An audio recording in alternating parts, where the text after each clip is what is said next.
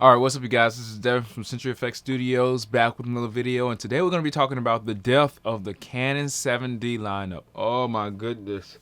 Say it ain't so. The Canon 7D wasn't my first Canon DSLR, but it was one of the first Canon DSLRs that I'd like to say was the landmark, the camera, the quintessential camera, like the Canon that I wanted and I was just so lucky enough to get. But the Canon 7D is just a legendary camera in its own right as far as the APS-C lineup is concerned. Now, for those of you who don't know what the APS-C lineup is, the APS-C sensors are the 1.6x crop, 1.5 for Nikon, but the smaller size sensors for Canon, and they sell them smaller, and it pretty much gets you to buying these bigger cameras. It was just a pad between the bigger full frame cameras, or the 35mm sensor cameras, and the whatever you had back then, the point and shoot, your cell phones. It was a pad between the two because nobody really wanted to pay that exorbitant price of $3,500 for a camera.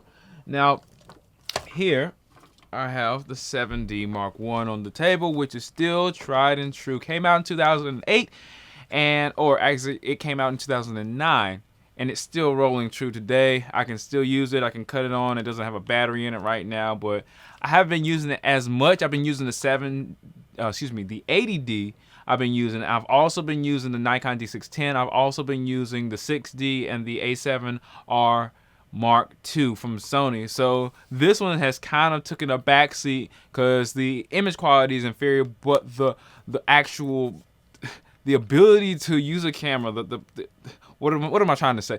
The functionality of this camera is so much better. And in my opinion, back when I started photography, I started in sports photography, so this was an ideal camera. A 7 frames a second camera with a dual processor in it. 18 megapixel sensor wasn't all that great. It was a rehash sensor from the T3i, T4i, and T5i from Canon. But more than anything, the Canon 7D Mark I was one of my landmark cameras, especially when I saw Kai and Digital Rev set that sucker on fire. They shot it, they put it down the steps, and it was still going, and it's still one of the best cameras to buy on the market today for probably around $300 if you can find it used, maybe even $200 without a lens. There's so much great about the 7D Mark I, and there's of course the 7D Mark II. You probably can find $800, $900 used that has an a 20.3 megapixel sensor, something like that, 10 frames a second, one of the best autofocus systems in the game. Now you have to think about what the 7D meant to Canon for them to actually take it away. Let's start to attack this. Let's start to think about why Canon is taking away the 7D, and it's kind of obvious. Now, for those of you who watched my videos in the past about the 7D and what they were going to do with the 7D Mark III, but they never actually came out with one, know that I call the 7D Mark I, or the 7D series in general, the dark horse series of the Canon DSLR lineup. The entire world of Canon DSLRs are comprised of cameras that are, either the beginner model, the intermediate models like your 80Ds, the beginner models like your T5s and T5Is, and then you got your intermediate models, your 80Ds and stuff like that. And then for whatever reason you had the 7D in here, and then it gets your full frame cameras, your 5Ds, your 1D, your 6Ds, your 1Ds, so on and so forth. But there were distinct differences in all these lineups. Where your T5s and the T5Is, they had okay picture quality. They didn't have all the the focus points. They were always based on the focus points, like 4 or 5 focus points, maybe 2, 3 frames a second, 3, 4 frames a second, probably.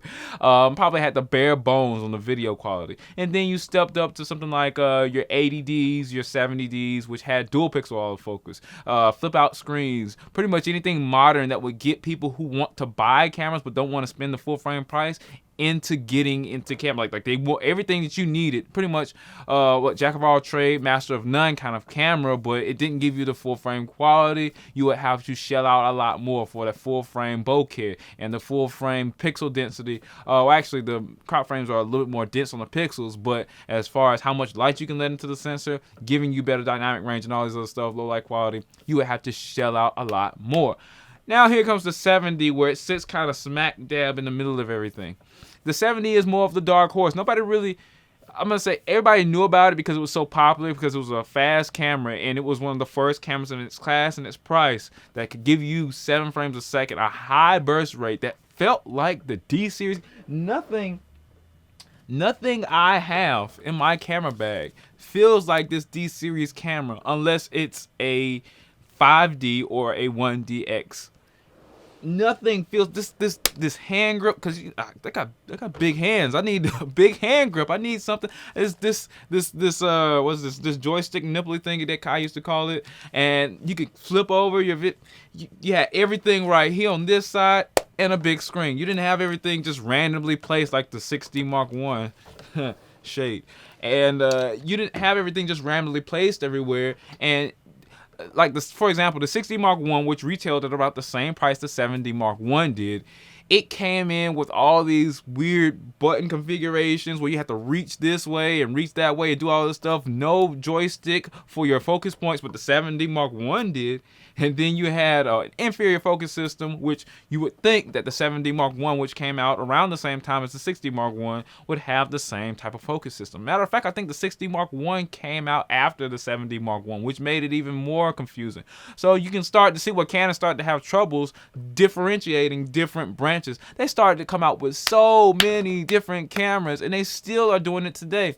Especially when the DSLR is dead, they keep coming out with these smaller end cameras, so many of them. It all started, in my opinion, when the T3i came out. This is around the time where the 7D came out as well, when they came out with that 18 megapixel sensor.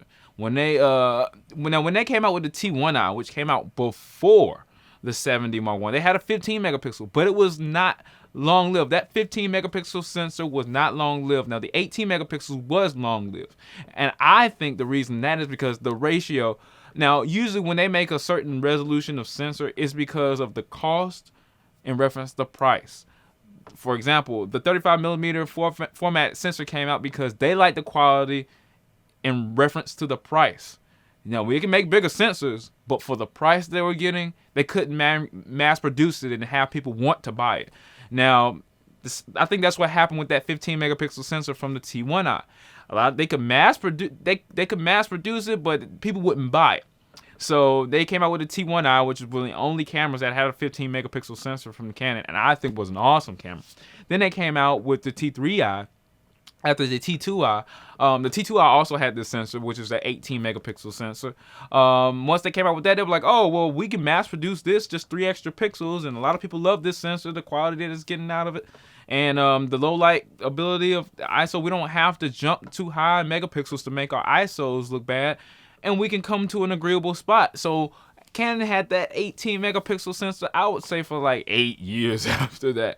Whereas that 15 megapixel sensor probably only lasted for like one cycle, like maybe 2, maybe 3 years. And it probably was only in one camera that I know of Canon. But nevertheless, the 7D, where it comes in this whole debate about sensor size, that it was one of those long in the tooth sensors, the 18 megapixel sensor, where it was just mass produced by Canon. The T2i, the T3i, the T4i, and the T5i, I believe, all had the exact same sensor in it. Nothing was pretty much different. Though I think the photo size, as far as when you were focusing, all of that was pretty much the same too. They didn't really change much, and they just kept rehashing the same camera. The only thing they did was put, I think, a small old version of the dual pixel autofocus, so autofocus video on the T4i, and then they put a flippy a touch screen on the T4i. That's the only thing they really updated. But they rehashed the 18 megapixel sensor, which the 7D had in it, for years. I think that's why it took so long for the 7D Mark II to come out, because usually Canon does their cameras in a 4-year cycle. You get a 4-year cycle, then the Canon comes out, and another Canon comes out in that same lineup. So I think the 5D Mark II came out in like 08, 09, and then for 4 years, like 2003, I think, 2013, another 5D came out, so on and so forth. It's usually a 4-year interval. And with big companies like that, they don't really change their intervals and how they produce stuff and how they bring cameras and stuff like that out. So with all that being said, you have that, but the 7D, it took about 5 years for the 7D Mark II to come out from the 7D Mark I. And even the 7D Mark I, even though it had that 7 frames a second, 8 frames a second burst rate and the dual processor and all this different stuff in there that made you feel like you really got a different type of camera for sports, it really, for the smaller end, it really didn't improve on image quality. So every time people would take pictures, it was so much more noise than the Nikon competitor. I think the D7100 or the 7200 or the D7000 was the competitor. It's kind of, the numbers kind of match up. But the competitor in the same price range was giving you dual card slots, I think. And it was pretty much doing the exact same thing with better image quality. So a lot of people were like, wow, I think maybe the Canon focused a little bit better. I believe Digital Rail saying something like that. But at the end of the day, you got more from Nikon for, I think, a bigger bang of the buck. Because who doesn't want dual card slots in their camera? You can do so much more. And everything in this generation is about instant gratification, automation, keeping everything going. Produce. And then at the end of the day, Canon only had one CF card slot in the 7D, and the CF card was getting pretty old after the 5D Mark II came out. So you have to think that even when the 7D started, it was long in the tooth, like the 5D Mark III and a lot of other cameras that that Canon was bringing out at the time. It was just rehashed nonsense. And I love my Canon cameras. I love the color science. I love how 6D reproduced one of the best image quality cameras in the world, 6D Mark I. Even though I hate how its functionality is with the 3 focus points, but I love Canon, and they screwed us over with the 7D when from its base ends. Even though it was great, even though it had amazing durable build quality for its price, it still was long in the tooth. So that long in the tooth 18 megapixel sensor with that terrible dynamic range, and there was somebody arguing me in the comments, Devin, the 7D Mark I doesn't have bad dynamic range. Well, I challenge your logic, and I dare you to pull out any DSLR from that year at that price point, which is pretty much just Nikon at the time, that was comparable. Maybe even Olympus, maybe even Panasonic has something comparable, and check the low light ability. Maybe the Micro Four Thirds cameras from Olympus and Panasonic may not stand up to the 7D, but that's because of sensor size. But if you get an equivalent sensor like the Nikon sensor with a 7D Mark I, equivalent camera, equivalent price, they're gonna eat the 7D alive with low light quality. Because you have to think about it. You're stuck in a lot of situations when you're shooting sports, in low light situations, and shadowed like situations, especially when somebody's out in the soccer field, especially when you're shooting wildlife and birds and stuff like that. Tony Northrup said it a lot when he was talking about it in his videos. Anytime you're trying to shoot a bird, you can't control whether they go in the shadow. Anytime you're shooting on the field, I know as a sports photographer for years, you got hot spots on the field, soccer field, lacrosse field, baseball field, basketball court. All these places are not only requiring your camera to shoot at high burst rates, but you're stuck in, if it's a heavy sun, you might be harsh shadows. So you gotta put up the shadows in Photoshop, which the 7D Mark I didn't have a good dynamic range, riddled with noise after ISO 200. Even though it did, you can count stops and thirds for the 7D Mark I, which is an amazing thing. You can get 640. You get all these third of a stop ISO values, which help you minimize the amount of ISO you was using for any specific exposure triangle value. But you just, oh my goodness, it really got on your nerves that the 7D was so long in tooth, but you loved it because it had so many different things, and it made you think about Canon in a different way. Because right now, even 10 years ago, when the Canon 7D first came out, Canon was known as the long in the tooth company, the company that didn't really want to change, but was one of the biggest companies in the world for everything that they did. They did a whole bunch of things. That's what people liked. It wasn't that they made the most amazing cameras. It was just that the 5D Mark II that came out was one of the most amazing cameras, and they took a leap, and they made great strides. And after that, they was like, oh, well, we don't have to work that hard anymore, and we're just going to give you just bare bones, and we're going to make up another cinema line because we figured out people love video. It was very annoying what Canon did back then, and they still do it in a lot of ways, especially with the EOS R, with that huge crop factor in 4K, when they had a 4K camera out a long time ago called the 1DC. Look it up in your Googles, guys. The 1DC was one of the oldest Canon 4K cameras in the world, and it was great, and it was almost 10 years 10 years old now. You have to think about that. You have to think about what Canon has done in reference to what they're doing now, or you won't understand why I'm so frustrated with Canon right now. Because the 7D is one of my favorite camera series, and I might even just buy the 7D Mark II just to say that I have it, because I had 7D Mark I, even though it only shoots 8 frames a second, even though it has a bad sensor. Your camera's ability to react to a situation is paramount to you being able to get a shot off in the first place. And even though A lot of people love image quality, and image quality is a big reason why people buy DSLRs. The ability for your camera to focus, nail that shot, and how many focus points you can get to nail that shot in that drive mode to 8 frames a second in that drive mode, and for your camera not to clonk out when it's doing it, that's paramount to you being able to get the shot. When I first started photography, I thought it was more so about, more than anything, and I still do that now, think that now, is that you got to be able to catch that moment.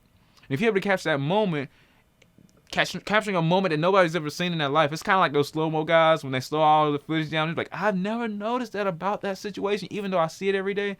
If you're able to catch a moment in the blink of an eye that nobody's seen before or nobody's able to catch, then you're a great photographer. That's what I always thought. So that's why the 7D was a perfect fit for me.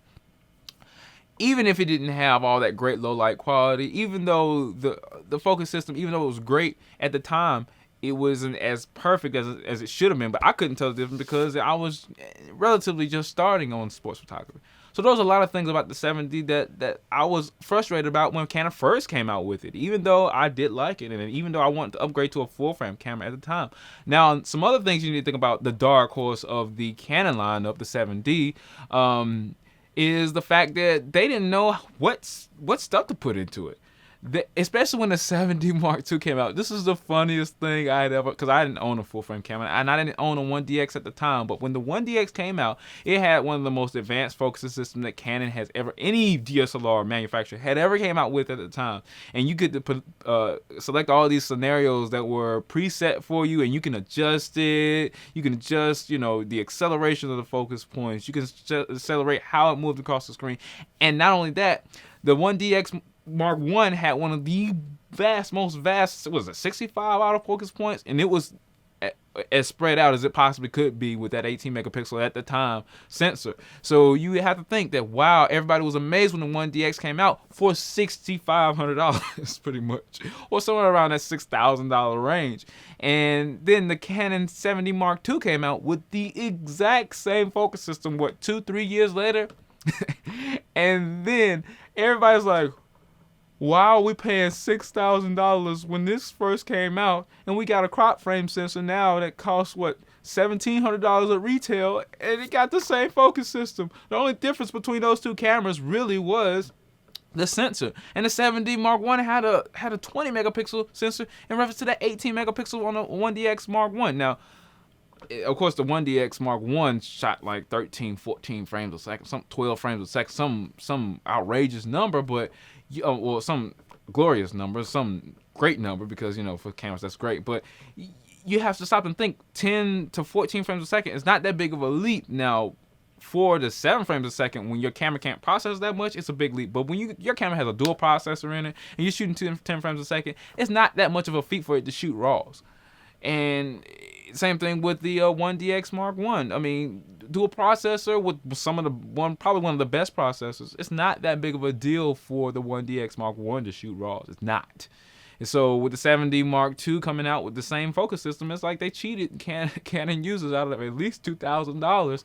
It's good for a secondary for the 1DX Mark II if you were shooting 2 cameras doing sports, but it was amazing that they did that, and it made me laugh, even though I felt sorry for the people who had bought the 1DX Mark I. But nevertheless, guys, I'm really disappointed that they're letting the 7D line go. I probably will not get a crop frame sensor anymore. I'll probably just be looking forward to full frame sensors. Unless I'm getting like a video camera like a G7, I will buy a second G7. By the way, that's what's filming me right now, the Panasonic G7. But that's probably the only camera that I would purchase right now, for the reason that I'm purchasing it for is because, or if I do, it'll because the color science is the same. If you buy the same camera, if you're shooting video and you're shooting multiple camera angles, you don't have to worry about pictures looking different. It looks like the same camera. Especially if I got 2 cameras running 2 different angles at 4K, essentially I got 4 different angles. One camera that can go wide and cut in with little to no resolution change, and another camera that can go wide and cut in with little to no resolution change. Both the same camera, both color sciences are the same, both of it looks the same, so it helps me out in the long run. But at the end of the day, guys, it's all about what you think. If you missed the 7D, put comments back in the comments below. I really thought the 7D Mark III was going to come out, but with the way Canon's rolling right now, Whether they're gonna stay with a couple of more DSLRs and then fully shift to the mirrorless world, it's beyond me. They said it was coming out with another big mirrorless camera, but they really got to up their game on the frames per second with the mirrorless game, because I heard like 2-3 frames a second coming from the EOS R, and that's supposed to be their leading full frame mirrorless camera right now. And Sony already has the A9 and all this other stuff. But I'm off my soapbox, guys. I just really missed the 7D. I'm gonna come out with a couple of other videos about why the 7D is good now that it's 10 years old now. It's almost a decade old, but I have finally shot long enough to outlast an entire camera series of a model. Whether that's a good thing or a bad thing, I don't know, but at least I had the experience to show for it. I'm done with CenturyFX Studios, guys. Thanks for watching. Even though I went on my soapbox again, I just missed the 7D. And keep shooting your cameras.